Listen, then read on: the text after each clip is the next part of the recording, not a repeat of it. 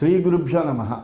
గురుర్బ్రహ్మ గురుర్విష్ణు గురుర్దేవో మహేశ్వరః గురుః సాక్షాత్ పరం బ్రహ్మ తస్మై శ్రీ గురవే నమః. అస్మద్ గురుచరణ పాదారవిందాభ్యాం నమః. నిన్నటి మన మహాభారత ప్రస్థానంలో ఆ ధర్మవ్యాధుడు ధర్మం గురించి, అట్లాగే శిష్టాచారం గురించి ఆ కౌశికుడు అడిగాడు, శిష్టాచారాన్ని మనం ఎలా తెలుసుకోగలమయ్యా, దాని గురించి చెప్పంటే శిష్టాచారం గురించి కూడా చాలా విపులంగా ఆ కౌశికుడికి తెలియజేస్తున్నాడు. ఆ తెలియజేస్తూ ఆయన అంటున్నాడు, ఏతు ధర్మానసూయంతే బుద్ధిమోహాన్వితానరాహ అపథా గచ్చతాం తేషాం అనుయాతా చ పీడ్యతే. బుద్ధి మోహంతో కూడినటువంటి అపమార్గంలో వెళతాం. మన బుద్ధి మోహంతో కూడితే, అజ్ఞానంతో కూడితే కనుక ఎప్పుడు అపమార్గంలోనే పెడుతుంది. బుద్ధి మోహాన్ని వదిలిపెడితే కనుక సన్మార్గంలో పెడుతుంది. అందువలన అలా ఎప్పుడైతే ఇలా అపమార్గంలో పెడుతోందో, అంటే పెడతోవలో పెడుతోంది అంటారు. నీ బుద్ధి పెడతోవ పట్టిందిరా అంటూ ఉంటారు పెద్దవాళ్ళు. ఆ పెడతోవ పట్టడం అంటే అర్థం ఏంటంటే అజ్ఞానంలో ఉండడం అని, అంటే ఏంటి, అవివేకంలో పడడం అని, అంటే మోహంలో పడడమని. అందువలన ఇలాగ ఎవరైతే ఆ బుద్ధి అనేటువంటి వాళ్ళ యొక్క ఎవరి బుద్ధి అయితే మోహంతో, అంటే అజ్ఞానంతో కూడి అపమార్గంలో ఉంటుందో, వాళ్ళని అనుసరించి ఎవరైతే వెళతారో వాళ్ళు కష్టాలు పాలవుతారు. ఏతు శిష్టాః సునీతాః శృతిత్యాగపరాయణాః ధర్మపంథానమారూఢాః సత్యధర్మపరాయణాః. అయితే ఎవరైతే శిష్టులు ఎప్పుడు కూడా ఉత్తమమైనటువంటి ఆచారం కలిగినటువంటి వాళ్ళు అవుతారు. అందుకనే మహాజనో యానగత సపంథ అంటారు. ఏ మార్గాన్ని ఆశ్రయించాలి అంటే గొప్పవాళ్ళు, సజ్జనులైనటువంటి వాళ్ళు ఏ మార్గాన్ని అయితే అనుసరించారో ఆ మార్గమే ఎప్పుడూ మనకు శ్రేయోదాయకము. అలాగా శిష్టులు ఎప్పుడు కూడా ఉత్తమమైనటువంటి ఆచారం కలిగినటువంటి వాళ్ళు అవుతారు, వేదాధ్యయన పనులు అవుతారు, అలాగే త్యాగము కలిగినటువంటి వాళ్ళు అవుతారు. అంతేకాకుండా వాళ్ళు ధర్మ మార్గాన్ని అధిరోహించి సత్యాన్ని, ధర్మాన్ని ఎల్లప్పుడూ ఆశ్రయించి ఉంటారు. అందువల్ల వాళ్ళు వెళ్ళే మార్గంలో మనం ప్రయాణం చేయాలి తప్ప, ఏదో ఎవడైతే అజ్ఞానంతో పెడదోవలో వెళుతూ ఉంటాడో వాడిని అనుసరించకూడదు. నియచ్చంతి పరాంబుద్ధిం శిష్టాచారాన్వితా జనాః ఉపాధ్యాయమతే యుక్తాః స్థిత్యా ధర్మార్థదర్శినః. ఈ శిష్టాచారపరాయణులైనటువంటి సజ్జనులు ఏం చేస్తారంటే తమ బుద్ధిని ఎప్పుడూ అదుపులో పెట్టుకుంటారు. ఉత్తమమైనటువంటి బుద్ధి కలిగినటువంటి వాళ్ళు అవుతారు. అంతేగాని మోహంలో పడేయరు వాళ్ళ బుద్ధిని. గురువుల యొక్క సిద్ధాంతాలని జాగ్రత్తగా ఆకలింపు చేసుకుని దాన్ని బట్టి వాళ్ళు అనుసరిస్తూ ఉంటారు. అలాగే ధర్మార్థాల మీదే ఎప్పుడు కూడా దృష్టిని ఉంచుతారు. అంతేకాని ధర్మహీనమైనటువంటి పనులు ఎందు కానీ, అధార్మికమైనటువంటి విషయములు ఎందు కానీ ఎప్పుడూ కూడా వాళ్ళు కించిత్తు కూడా వాటికి స్పందించడం కానీ, లేకపోతే దాని యందు వాళ్ళ బుద్ధిని పెట్టడం కానీ చెయ్యరు.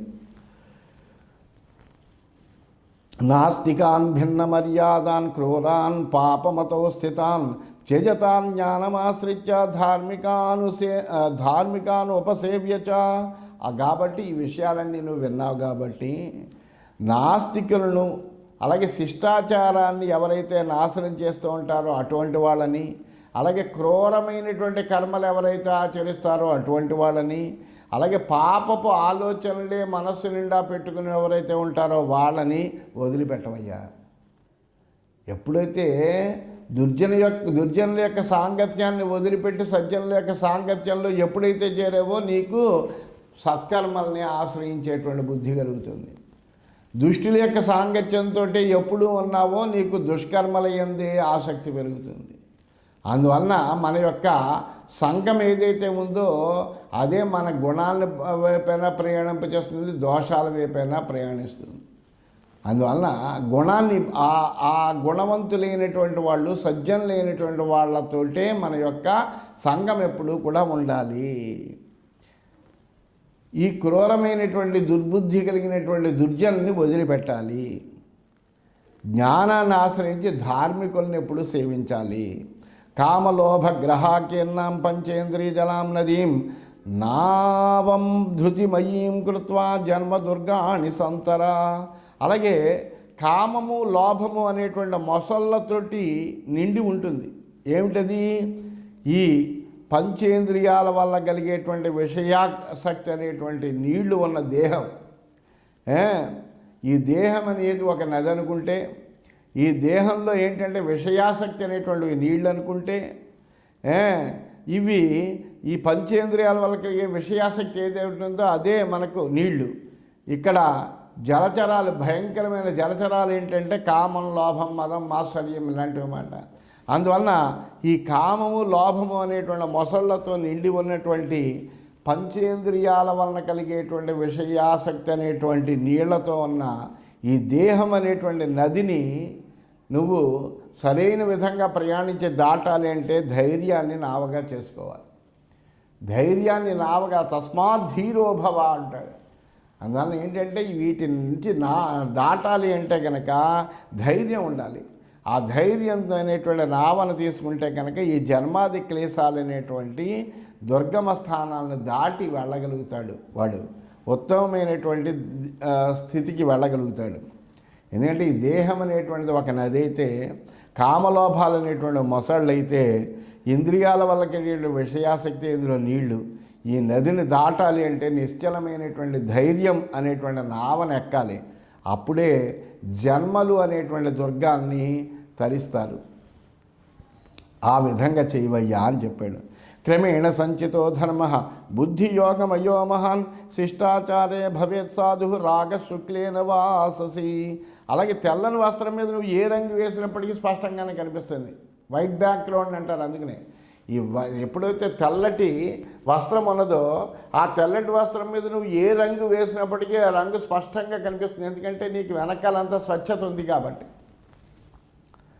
అలాగే శిష్టాచారం కలిగినటువంటి వ్యక్తి క్రమక్రమంగా సంపాదించుకునేటువంటి ధర్మం ఏదైతే ఉందో అది బుద్ధి యోగమయమై చక్కగా వెలుగుతుంది. ఎందుకంటే అది బుద్ధితో కలుస్తుంది, ఒక యోగంగా మారుతుంది. అందువల్ల అది చాలా స్పష్టమైనటువంటి ప్రకాశం కలిగి ఉంటుంది. అందువల్ల శిష్టాచారం కలిగినటువంటి వ్యక్తి ఎటువంటి వాడయ్యా అంటే ఒక తెల్లటి వస్త్రంలా స్వచ్ఛమైనటువంటి మనిషి. వాడి యందు మచ్చ అనేటువంటిది లేదు. దాని మీద నువ్వు ఏ రంగు వేస్తే ఆ రంగు స్పష్టంగా ప్రకాశిస్తుంది. అంతేకాని ఏమీ ఆ ప్రకాశంలో ఏ విధమైనటువంటి లోటు ఉండదు.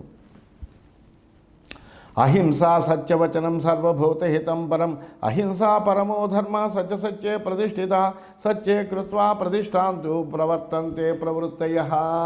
అలాగే అహింసాను సత్యవచనము, అసలు హింస లేకుండా ఉండడము, ఎల్లప్పుడూ సత్యాన్ని మాట్లాడము. చాలా కష్టమైనటువంటి మాటలు ఏదో మనం చెప్పేసుకుంటున్నాం, కానీ ఎప్పుడు సత్యమే మాట్లాడాలి అని అంటే జీవితాంతము ఒక్క గుణాన్ని మనం అలవాటు చేసుకుని క్రమం తప్పకుండా ఆ గుణము నుంచి ఏ విధంగానూ కూడా దిగకుండా ఆ గుణాన్ని ఎన్ని కష్టాలు వచ్చినా కానీ ధరించి ఆ గుణాన్ని విడిచిపెట్టకుండా ఉండడం అనేటువంటిది అసిధార వ్రతం లాంటిది. ఒక్క సత్యం మాట్లాడుతున్నటువంటి వాళ్ళ చేత అసత్యం మాట్లాడించడం కోసమని హరిశ్చంద్రుడు ఎంత తంటాలు పడవలసి వచ్చింది. అతన్ని ఎంతలా పరీక్ష చేశారు, ఎన్ని కష్టాలు పడ్డాడు. ఒక్క సద్గుణాన్ని ఆశ్రయించి అలాగే నిలబడాలంటే కష్టాలని ఎదుర్కొంటూ ధైర్యంతో ముందరికి వెళ్ళగలిగితేనే అక్కడ నిలబడగలరు. అందువలన అటువంటి శిష్టాచారము కలిగినటువంటి వాడవై ఉండాలయ్యా. అలాగే అహింస సత్యవచనం ఉన్నాయి. ఇవి ఎటువంటివి అంటే సర్వ ప్రాణులకే మేలు కలిగిస్తాయి. అహింసను సత్యవచనం అనేటువంటిది. అందుకనే అహింస పరమోధర్మ అని చెప్తారు. అసలు ఏమయ్యా గొప్పదైనటువంటి ధర్మం ఏంటయ్యా అంటే అహింస అంటారు. మరి అహింస అనేది చెప్పారు. సత్యాన్నాస్తి పరోధర్మ అని కూడా చెప్తారు. కానీ అహింస పరమోధర్మ అంటే ఎందుకుని అహింసను పరమోధర్మం అన్నారంటే సత్యే ప్రతిష్ఠిత. ఈ అహింస అనేటువంటిది దేని మీద ప్రతిష్ఠితమై ఉంది అంటే సత్యం మీద ప్రతిష్ఠితమై ఉంది. అందువల్ల సత్యే ప్రతిష్ఠిత సత్యే కృత్వా ప్రతిష్టాంతు ప్రవర్తంతే ప్రవృత్తయః. ఆ సత్యం మీదే అది నిలిచి ఉంటుంది కాబట్టి ఉత్తములు ఎప్పుడూ కూడా ఉత్తములు చేసేటువంటి సత్కార్యాలన్నీ కూడా సత్యాన్ని ఆధారంగానే ఉంటాయి, ప్రవర్తింపజేస్తాయి. వాళ్ళ యొక్క కర్మలన్నీ కూడా సత్యాన్ని ఆధారంగానే ఉంటూ ఉంటాయి, దాని ప్రకారమే నడుస్తూ ఉంటాయి. సత్యమేవ గరీయస్తు శిష్టాచార నిషేవితం ఆచారస్య సదాం ధర్మ సంతశ్చాచార లక్షణా. కాబట్టి శిష్టులు ఆచరించేటువంటి సత్యం ఏదైతే ఉందో అది చాలా గొప్పదయ్యా. సదాచారం అనేటువంటిది సత్పురుషులకి వదిలిపెట్టకూడనటువంటి ధర్మం. సదాచారంతో అంటే సజ్జనుల్ని మనం గుర్తించగలం. సజ్జనుడు అని చెప్పడానికి వాడి ఆచారం చూస్తే చెప్పేయచ్చు మనం. వీడి యొక్క సదాచారం ఏదైతే కనిపిస్తూ ఉంటుందో దాన్ని చూసి మనము ఇతను సజ్జనుడు అని గ్రహించవచ్చు. ఎందుకంటే సజ్జనుడు అనేటువంటి వాడు ఎవడో, దుర్జనుడు ఎవడో బోర్డు కొట్టుకుని తిరగడం. వాడి యొక్క లక్షణాలను బట్టి, వాడి యొక్క వర్తనను బట్టి, వాడి మాట్లాడే మాటను బట్టి మనం గ్రహించగలగాలి. అందువల్ల సదాచారాన్ని బట్టి సజ్జనుల్ని మనం గుర్తించవచ్చయ్యా. సదాచారమే సజ్జనుల యొక్క లక్షణం. అసలు యో యథా ప్రకృతిర్జంతు సస్వాం ప్రకృతిమశ్నుతే పాపాత్మ క్రోధకామాదీన్ దోషాన్ ఆప్నోత్యనాత్మవాన్. ఏ ప్రాణికి ఏది సహజ స్వభావమో ఆ ప్రాణి దాన్నే పొందుతాడు. ఒక్కొక్క స్వభావాలు ఉంటాయి. స్వభావం దురతిక్రమ అని స్వభావాన్ని అతిక్రమించి అబ్బడు వెళ్ళలేడు. వాడి స్వభావం ఏదైతే ఆ స్వభావం కడకంట అలాగే అనువృత్తి అవుతూనే ఉంటుంది. అందువలన ఏ ప్రాణికి ఏది సహజమైన స్వభావమో ఆ ప్రాణి ఇప్పుడు కూడా దాన్నే పొందుతాడయ్యా. మనస్సును స్వాధీనంలో ఉంచుకోలేనటువంటి పాపాత్ముడు కోపము, కామము మొదలైనటువంటి దోషాలనే పొందుతాడు. ఎందుకంటే వాడు తన మనస్సును తన స్వాధీనంలో ఉంచుకోలేడు, ఇంద్రియ నిగ్రహం లేదు. అందువలన ఏం చేస్తాడు? ఎప్పుడు కోపము, కామము కోరిక ఉంటుంది ముందర. ఇంద్రియాలకు కావాల్సిందేంటి? ఇది కావాలనిపిస్తుంది. అది తీరితే కామం తీరి సంతోషం కలుగుతుంది. అది తీరకపోతే క్రోధం వస్తుంది.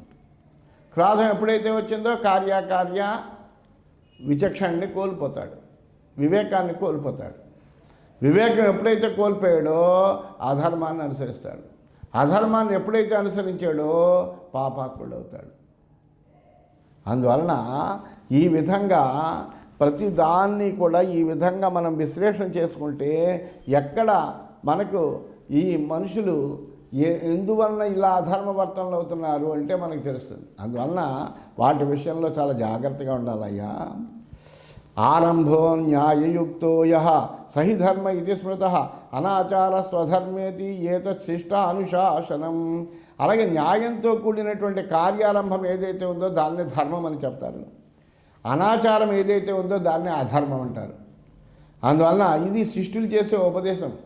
మంచి పను ఏదైతే చేస్తున్నావో అదే ధర్మము, చెడ్డ పని ఏదైతే చేస్తున్నావో అదే అధర్మము. అందువలన అది మనము తెలుసుకోవచ్చు, చాలా సులువుగా తెలుసుకోవచ్చు. అకృధ్యంతో అనసూయంత నిరహంకారమత్సరా రుజవ శమసంపన్నా శిష్టాచారా భవంతి తే. అలాగే అకృధ్యంత అంటే అసలు కోపం లేనటువంటి వాళ్ళు, అనసూయంత అంటే ఇతరుల యందు అసూయ లేనటువంటి వాళ్ళు. అంటే అసూయ ఎందుకు వస్తుంది? ఇతరుల్లో తప్పులు చూస్తే అసూయ కలుగుతుంది, ఇతరుల్లో తప్పులు చూడకపోతే అసూయ అనేటువంటిదే కలగదు. అలాగే నిరహంకార అహంకారం లేనటువంటి వాళ్ళు, అమత్సరాహ మాత్సర్యం లేనటువంటి వాళ్ళు అంటే ఈర్ష్య లేనటువంటి వాళ్ళు, రుజవహ రుజు ప్రవర్తన కలిగిన వాళ్ళు, శమసంపన్నాహ శమము అంటే సహనం కలిగినటువంటి వాళ్ళు, శాంతి కలిగినటువంటి వాళ్ళు, మనోనిగ్రహం కలిగినటువంటి వాళ్ళు ఎవరైతే ఉన్నారో వాళ్ళే శిష్టాచారాః భవంతి. వాళ్ళు శిష్టాచారులు అవుతారయ్యా. త్రైవిద్య వృద్ధాశుచేహ వృత్తవంతో మనస్వినః గురు శుశ్రూషవో దాంతా శిష్టాచారా భవంత్యుత. అలాగే త్రైవిద్య వృద్ధ, త్రివిద్య అంటే వేదత్రయిని అధ్యయనం చేసినటువంటి వాడు, ఋగ్యజస్నామాలు వచ్చినటువంటి వాడు, ఆ వేదాలని అధ్యయనం చేసినటువంటి వాళ్ళు శ్రేష్టమైనటువంటి వాళ్ళు ఎవరైతే ఉన్నారో వాళ్ళు. అలాగే శుచయ అంటే పవిత్రమైనటువంటి వాళ్ళు, వృత్తవంత అంటే మంచి సదాచారం కలిగినటువంటి వాళ్ళు, మనస్విన అంటే దృఢమైన మనస్సు కలిగినటువంటి వాళ్ళు, గురు శుశ్రూషవ ఎప్పుడు గురుసేవ చేసేటువంటి వాళ్ళు. గురు సేవ చేయడం అంటే గురువు యొక్క మాట వినడమే. ఇంద్రియాన్ని అలాగే దాంతాహ అంటే ఇంద్రియాన్ని జయించినటువంటి వాళ్ళు తే శిష్టాచారా భవంతి. వాళ్ళే శిష్టాచారులు అవుతారయ్యా. తేషాం అహీన సత్వానాం దుష్కరాచార కర్మణాం స్వైకర్మభి సత్కృతానాం ఘోరత్వం సంప్రణశ్యతి. అలాగే సత్వగుణంతో కూడినటువంటి వాళ్ళు, ఇతరులకు కష్టమైనటువంటి ఆచారాలు సత్కర్మలు చేసేటువంటి వాళ్ళు, తమ మంచి పనులతో లోకంలో గౌరవం పొందేటువంటి వాళ్ళు ఎవరైతే ఉంటారో వాళ్ళు చేసినటువంటి పాపకర్మ కూడా నశిస్తుంది, వాళ్ళు కూడా పాపం నుండి విముక్తులవుతారయ్యా.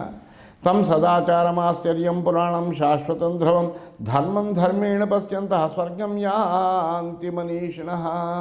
అలాగే సజ్జనులు ఏదైతే ఆచరిస్తూ ఉంటారో అది అనాది సనాతనము నిత్యము అసామాన్యమైనటువంటి ధర్మాన్ని ధర్మ దృష్టితో చూసేటువంటి వాళ్ళు. అంటే ధర్మం ఎప్పుడూ కూడా ఏంటంటే ఆది ఏం లేదు, ఎప్పటి నుంచో ఆ ధర్మం ఆచరింపబడుతోంది. సనాతనమైనటువంటిది అంటే పూర్వము ఉన్నది, వర్తమాన కాలంలో ఉంది, ముందర కూడా ఉంటుంది, నిత్యము ఉండేటువంటిది. అలాగే అసామాన్యమైనటువంటిది. అటువంటి ధర్మాన్ని ధర్మ దృష్టితో చూసేటువంటి విద్వాంసులు ఎవరైతే ఉంటారో ఇది ధర్మము అని తెలుసుకుని చెప్పగలిగేటువంటి వాళ్ళు. ధర్మమని తెలుసుకుంటారు కొంతమంది, కానీ ఇది ధర్మమని చెప్పలేకపోతారు. ధర్మమని తెలుసుకోగలిగినటువంటి వాళ్ళు ఎవరైతే ఉంటారో దాన్ని ధర్మ దృష్టితో చూసేటువంటి వాళ్ళు ఎవరైతే ఉంటారో అటువంటి విద్వాంసులు మాత్రం స్వర్గానికి వెడతారయ్యా. ఆస్తికా మానహీనాశ్చ ద్విజాతి జనపూజకా శృతవృత్తోపసంపన్నా సంతః స్వర్గ నివాసినః. అలాగే ఆస్తికులు, మానహీన అంటే గర్వం లేనటువంటి వాళ్ళు, ద్విజాతి జనపూజకా బ్రాహ్మణులు గౌరవించేటువంటి వాళ్ళు, విద్వాంసులు సదాచార సంపన్నులు అయినటువంటి సజ్జనులు ఎప్పుడు వాళ్ళు స్వర్గ నివాసులే అవుతారు. వాళ్ళ కోసం స్వర్గద్వారాలు ఎప్పుడు కూడా తెరిచే ఉంటాయి, వాళ్ళు స్వర్గానికే వెళతారు. వేదోక్త పరమో ధర్మ ధర్మశాస్త్రేషు చాపర శిష్టాచారస్య శిష్టానాం త్రివిధం ధర్మలక్షణం. అలాగే వేదం చెప్పినటువంటి ధర్మం ఏదైతుందో అదే ఉత్తమం. అందుకనే వేదవిహితమైనటువంటి కర్మల్నే ఆచరించాలి, వేద విరుద్ధమైనటువంటి పనులు ఆచరించకూడదు అని స్పష్టంగా ఎలుగెత్తి చాటడం ఎందుకయ్యా అంటే వేదం చెప్పేటువంటిది ఏదైతే ఉందో అదే ఉత్తమమైనటువంటి ధర్మము, అంతకు మించి ఇంకేమీ లేదు. ధర్మశాస్త్రాల్లో చెప్పినటువంటిది రెండోది. ఎందుకంటే వేదంలో ఏదైతే చెప్పారో దాన్నే కొద్దిగా సరళంగా చెప్పడం కోసమని ధర్మశాస్త్రాల్లో దాన్నే తీసుకొస్తూ ఉంటారు. అందువలన వేదం ఏదైతే చెప్పిందో అది ఉత్తమమైనటువంటి ధర్మము, ధర్మశాస్త్రాల్లో చెప్పినటువంటిది రెండోది మధ్యమమైనటువంటిది. అలాగే శిష్టులు సదాచారం అనేటువంటిది ఏదో మూడోది. ఈ విధంగా ధర్మ లక్షణమే 3 రకాలుగా ఉందయ్యా. అంటే వేదాల్లో చెప్పబడింది, అట్లాగే మన యొక్క ధర్మశాస్త్రాల్లో కూడా చెప్పబడింది, అలాగే శిష్టులు తమ యొక్క సదాచారంలో చేసి చూపిస్తున్నారు, అది కనిపిస్తోంది.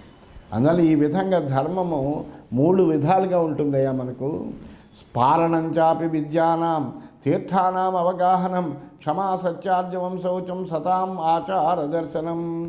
అలాగే పారణంచాపి విద్య అంటే విద్య చదువుల యొక్క అంతు చూడడం. అంతు చూడడం అంటే అర్థం ఏంటంటే సంపూర్ణంగా అధ్యయనం చేయడము.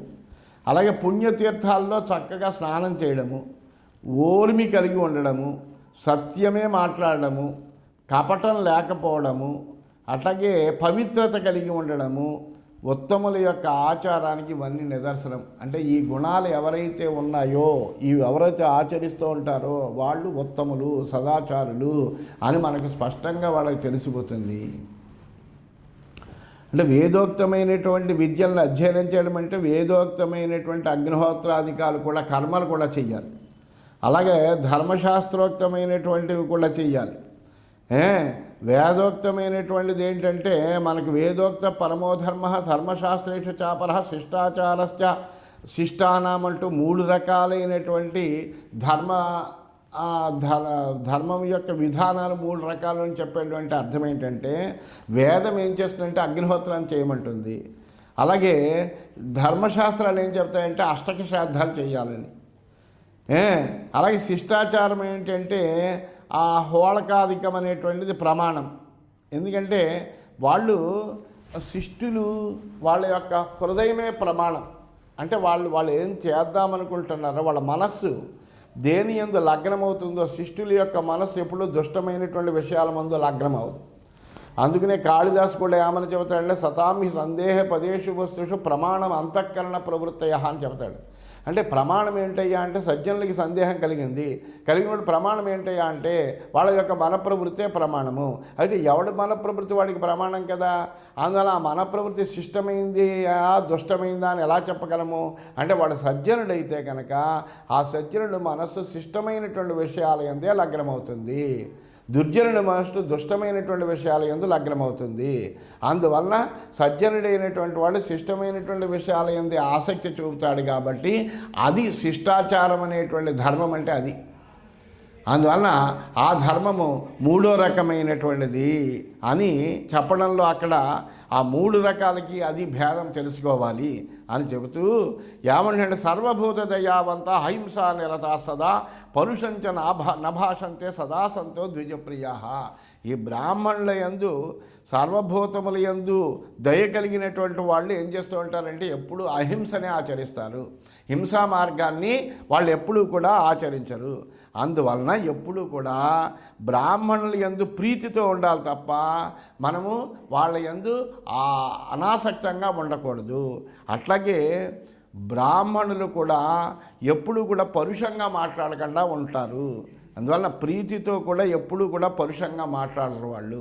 అందువలన ఈ విషయాలన్నీ కూడా నువ్వు తెలుసుకోవాలయ్యా అని చెప్తూ ఆ ధర్మవ్యాధుడు కౌశికుడికి శిష్టాచారాన్ని చాలా చక్కగా బోధించాడు అని తెలియజేస్తూ ఇంకా చాలా విషయాలు చెబుతున్నాడు అని తెలియజేస్తూ స్వస్తి.